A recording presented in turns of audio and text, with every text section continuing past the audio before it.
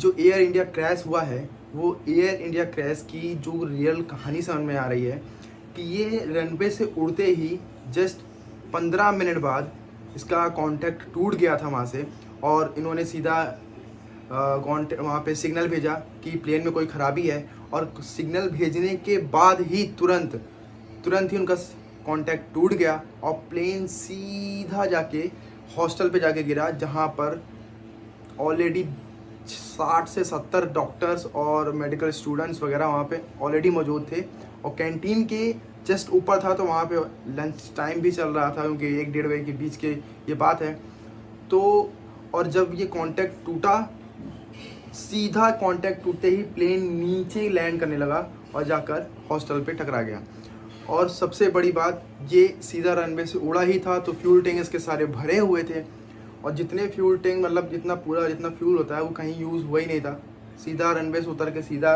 Crash हो गया। इस वजह से जो फ्यूल टैंक भरा था उसकी वजह से जो ब्लास्ट हुआ है ना, उस ब्लास्ट में कम से कम जो प्लेन में तो थे वो तो आग में झुलस के मरे ही मरे, और जो 60 डॉक्टर्स और स्टूडेंट्स वगैरह थे वो भी आग में झुलस के मर गए। तो मतलब ये एयर इंडिया की बहुत बड़ी गलती है। आप कहीं से भी दबाव मत हटाना, दबाव बना के रखना, क्योंकि ये बोल देंगे कि हाँ ठीक है, सॉरी, हमें इन सब के लिए नुकसान, ठीक है, बहुत, ऐसा कुछ नहीं भाई, कोई हमें अफसोस और ये कुछ नहीं हमें दिखाना है। हमें इनके खिलाफ खड़े रहना है कि इतनी बड़ी दुर्घटना, इतना बड़ा एयर इंडिया आप चला रहे हो, उसके बाद ये कैसे हो सकती है। इनके ऊपर पूरा प्रेशर आप सब बना के रखिए, ताकि ये कह के ना हट जाए कि हमें बहुत दुख है इस बात का कि इतने लोगों की जान गई। जान नहीं, इसका पूरा आप डिटेल बताइए, कैसे ये क्रैश हुआ और कैसे कैसे लोगों की जो जाने गई हैं उनका मुआवजा दीजिए उनकी फैमिलीज़ को, और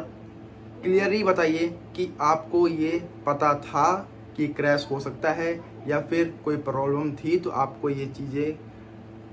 सोच समझ के करनी चाहिए थी। ये सारी जानकारी हमें